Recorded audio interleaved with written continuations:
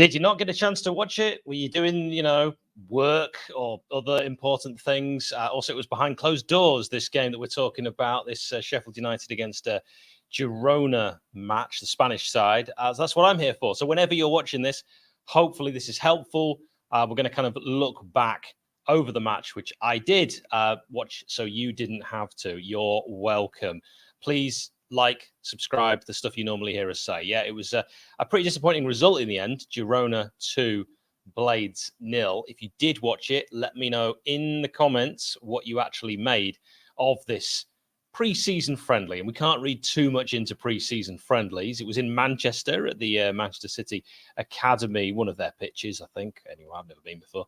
And a first half lineup consisting of Adam Davies, you had Anel, we had John Egan, Freckleton, who was playing at left centre-back, Sariki, Slimani, Sander Berger, Fleck, Max Lowe, Asula, he is so cooler, and Louis Marsh. So, interesting lineup for the start of this game. If you're interested for Girona, I'm not going to go through their entire team, but some of the names that you might have heard of. Gazaniga in net for Girona, the top-flight Spanish side, a strong side. Daley Blind, 33 years old, the Dutch international, was also playing.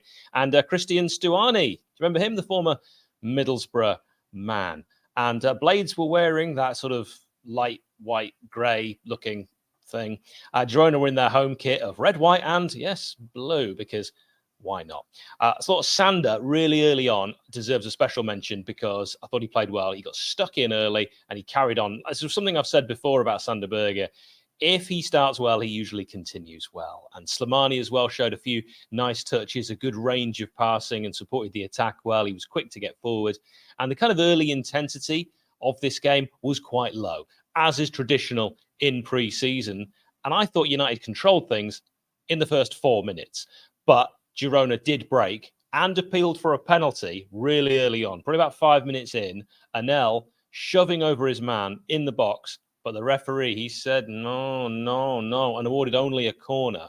And there was a shot on 5 minutes from the corner, I think from Savio, who I saw a lot of this guy. I don't know him, but he's probably not the lad who played for Real Betis and Real Madrid back in the day. And he was not far over after a bit of a melee following a kind of left-sided delivery. Adam Davies had it taken away. He was about to come out and grab the corner, had it taken away from him, and it fell nicely on the edge of the box for the shot, but wasn't to be. But there would be other chances for Girona. And also, I liked this battle that we saw, Anel versus Vallejo.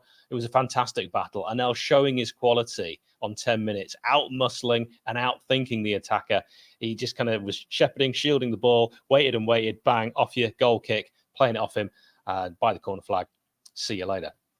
Louis Marsh as well. I liked a little bit of, some of his passing was wayward, but I liked when I saw him drop deep to see more of the ball. He actually found Lowe on the left-hand side, who played it centrally to Berger on 12 minutes, who shot after creating space from outside the box for himself. I like that about Sander, when he can just drop his shoulder, loses his man and gets a shot away, but it hit the Girona defender. But good to see him having a pop and working the space. Maybe that kind of thing as we go further on and Sander gets his minutes in the legs, he'll actually have a shot then that will be more meaningful. By the way, do let me know your comments as we go. I'm glad it was the City Academy. Slimani is the new set piece taker. I'll get onto that, actually. We will talk about that. Didn't see the game today. Yesterday's wasn't great, but McAtee scored against Bayern Munich while John Fleck wobbles off. We need strength in depth. I feel that's going to cost us this season. I'll tell you what will cost us this season. If we lose Sander Berger, if we lose Iliman Ndiaye, until we see the replacements for them, I think we can't really judge it. What I'd love to know is, what's the starting 11 for Crystal Palace on the opening day? Because I think we are so far away from knowing that right now. And this game maybe hasn't really helped that. Sariki, did he give Paul Heckingbottom something to think about? He looked strong in the tackle, not quite so comfortable with the ball at his feet in the first half. That would change in the second. But as the first half got kind of deeper into it, Girona's quality, certainly their passing, the crispness of it, the movement off the ball, their patience was evident to see. A good run out for our lads, but they were chasing at times. So they'll have been huffing and puffing, blowing and getting that fitness level up. It's actually a good thing sometimes to play against sides like this. Spanish sides often play that way. Slimani, man, that guy loves a step over. I'll just add that. I'm here for it as well. Fleck was fouled on 16 minutes, had a few injury issues we know last campaign. He tried to play on after it was a whack on the right shin, but went down a minute or so later and limped off on 18 minutes. He was pointing at his ankle. I don't know. We'll find out. He was replaced by number 20, Josh Smith, the 19-year-old youngster who was also injured a bit last season. He's a midfielder, can play centrally or on the left. He knows where the goal is too, that lad. And Derek Geary, it was interesting to see the academy manager was there watching on, no doubt with pride. And Slimani stopped at one point. This was a big moment in the first half. He thought he'd fouled his man. No whistle from the referee. It was an interesting refereeing performance.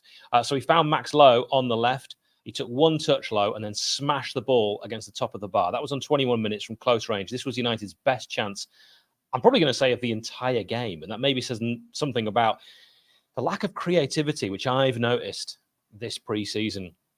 If we look at the Rotherham game, Iliman wasn't Iliman. So when Iliman isn't Iliman, you don't have Iliman, and he is our creative outlet. So I'm slightly concerned about that. The game was coming alive, though. It's fair to say this was a better pace than recent friendlies. It was a decent game, actually. Blades were pressing Girona well, as, of course, Girona had spells of seeing a lot of the ball and passing it around, often without any penetration. Girona, technically excellent, visually dull. Osula went down, looked fouled, advantage played by the referee. I'd like to say advantage. I don't think he actually saw it. That was on 30. Smith saw the advantage, passed it brilliantly again to Max Lowe, who was free on the left. They seemed to think he wasn't a threat, but a Girona defender was able to eventually get back. I don't know if Lowe was maybe a bit sluggish there with that. I thought he could have taken it and maybe had, like he did before, one touch and, either cross or shoot. But yeah, the defender got back and actually blocked Lowe's eventual attempted cross. It was a corner then that led to on the left. Slimani took it with Fleck off the field, and it was a good corner. So that was one thing I made a little note of. Slimani, set pieces, tick. This led to an Egan header over the bar. I've said that before. Berger looked very good. I'll repeat it. Great play by him to find Sariki. Sariki won a corner on 33, crossing at the byline on the right, a header from the corner. Freckleton took it off Egan's head when it looked like the Irishman had a good chance at the far stick. Had to be a goal, this next chance for Girona, as the ball was played from the left-back position all the way forward, eventually finding Savio, not that one, on the right. And on 35 minutes, Savio was clean through, somehow hit the left-hand post, and it bounced off that and landed into the grateful hands of the Blades' backup keeper, Adam Davies. See, I watched this so you didn't have to. Genuinely don't know how he missed. Not great. But it was even Stevens. And you know what? It was a good, lively tempo, and it was minutes in the legs. Berger was the standout. First half just oozed class. Osula was left chasing first half, pressing and seeing very little of the ball. On 39 minutes, Girona had another shot, weakly hit straight at Adam Davies. It was Slimani who lost the ball to Stuani, 25 yards from goal, straight into the arms of Davies. The referee blew for the break. A good workout for the lads. A decent watch too. Fairly competitive. Stuart McCall was the most vocal on the sidelines. At least I think that's who I could hear. At half-time, and then the second half, Girona came out rapidly, all guns blazing. A few changes for them. Don't ask me who they were. On 49, Sariki was quite involved, blocked a shot from Vallejo and took one right in the Femis. He was down for a little bit. I really felt for the lad. We've all experienced that. Lads. Savio, not that one, then had a pop. It was blocked, then a long-range strike at Davis, but he needed to parry over due to the ferocity of the pace on the shot, and the Blades were really under the cosh at the start of the second half. A poor Anel pass to Slimani, but the duo managed to kind of get together and see off the danger. On 53, Pablo Torres was who picked up that ball and had a chance. There'll be more from him later. But Girona second half were having all the ball. United were running. They were kind of huffing and puffing. They looked tired, but the Spanish side looked very sharp after their halftime changes. Not quite sure why we didn't do the same. 57th minute, Slimani chased sub Miguel and thwarted another Girona attack. But some in the Blades ranks were really looking leggy by 57. Slimani not afraid of a bit off the ball either. I'm pretty sure I saw him treading on a Girona player. Ref didn't see it. That's all that matters. It was purely accidental, I'm sure. Lowe, Smith and Marsh tried to fashion a chance but lost the ball, and it led to another Girona strike on goal. On 61, Slimani on the right found Anel in the box who went near post with a shot, which was the wrong decision, and the Girona keeper just watched it hit the side netting. Slimani went off on 62. He looked good. Frankie Maguire came on. So Slimani took the set pieces when Fleck went off, and Maguire took the set pieces, interestingly, when Slimani went off. Girona made a raft of changes. Don't ask me who they are. Osula did really well to win the ball in the box and tried to set up Marsh, but the effort was blocked and Girona hit United again on the break, but it came to nothing. I feel if they'd been more clinical, this could have been a very different story. Freckleton, lovely pass to Lowe down the left. He found Asula with a ball ahead of him to run onto. Asula unfortunate as he tried to fire it over the keeper from the left of the box. Asula does have that lightning pace in behind. He just needs that goal. I think if he gets one, it'll be a very different season for him.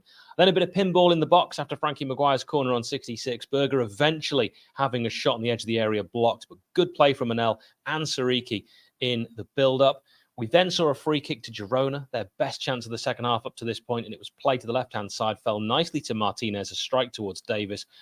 I think really kind of keeper beaten here, but he put it offline. This was on 69. Nice. And it was somehow still 0-0. Then a great long ball by my man of the match, Sander Berg, which was brought down with a simply great first touch by Max Lowe. He played a low cross to Will Asula, but Espinosa managed to get back and put it out for another corner kick on 72. We saw a Torres mazy run, got past Sariki, found Savio, not that one. The Girona danger man on the right. He picked his spot in the far left-hand corner, and it was a goal. Davis had no chance, and Girona had the lead on 74, which I know it's only a friendly. It was slightly disappointed to concede at that point because you knew the changes were coming.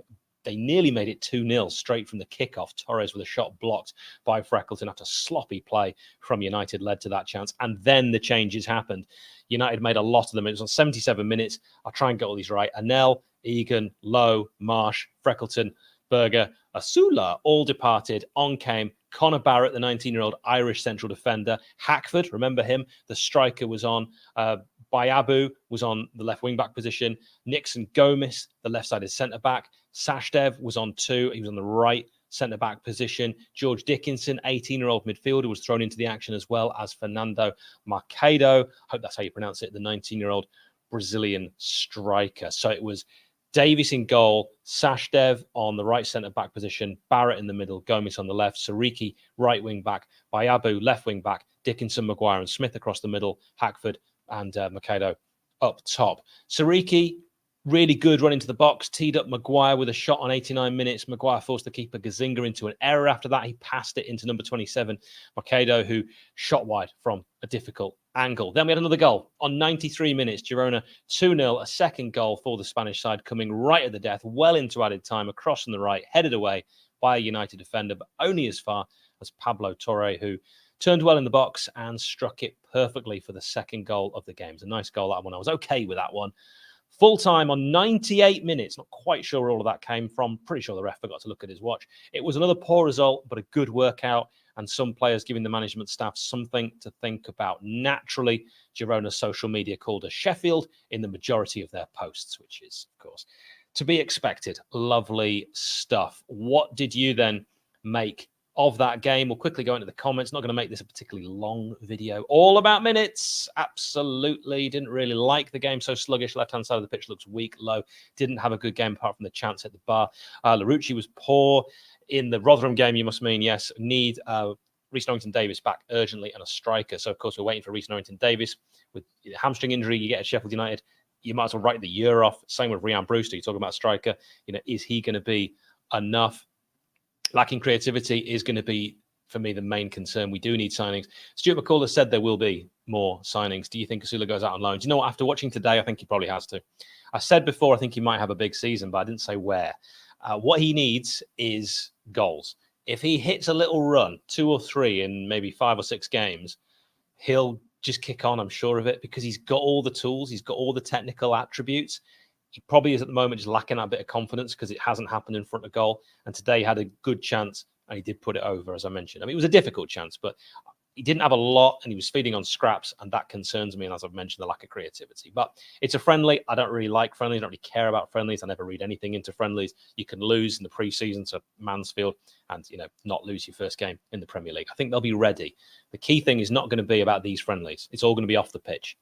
And what's happening with that? Because you ask me every day on social media, and it changes every day, because 1 minute you hear he's going to stay, next minute sounds like he wants to go. Until we get something official, we just don't know. Sander Berger, you're also hearing rumours about him. This is the problem with contracts running out at the same time for key players, But all I know is Sheffield United will have offered for Sheffield United a good deal. I get the feeling with Iliman and Dye, it's not going to be about the money. It's going to be heart ruling overhead if he does decide to go to Marseille. Maybe even Sheffield United will have offered more than Marseille. It's probably not going to be about that. And then if we do lose Illy, it'll be a question of, well, do we lose Illy? We got him for this season and he goes for nothing, or do we lose him for far less than he's worth now? And then you've got to replace him, but you don't have enough to adequately replace him. Do you try and get McAtee in? What about Doyle? I personally like Doyle, but we're hearing that Hecky maybe is favouring McAtee. I mean, Chair would be far too expensive from QPR. Let's say we have to lose Iliman for 12, 15 million. He's worth so much more than that. Elias Chair ain't leaving QPR for that much. No chance. So I'm a bit miffed about all this. You shouldn't have this going into the most important season in years. You need stability. You need to know what your first 11 is. Every fan should be able to recite it, like we could in the old days. But different times. Let's just hope we keep the best players. That's what you need to have a fighting chance. And if we do lose Iliman and Die, Archer, Akpom, can we get them in? I don't know. We'll have to wait and see. I'm a bit concerned, if I'm truly honest. Thanks for watching. Let us know what you make of it in the comments.